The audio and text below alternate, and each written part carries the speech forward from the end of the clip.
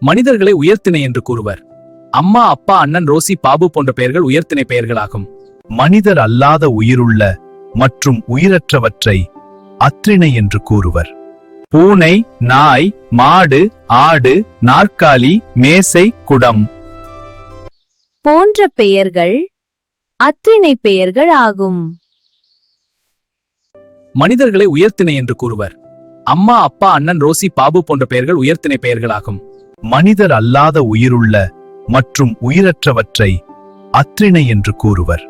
பூனை, நாய், மாடு, ஆடு, நாற்காலி, மேசை, குடம் போன்ற பெயர்கள் அத்ரிணை பெயர்கள் ஆகும்.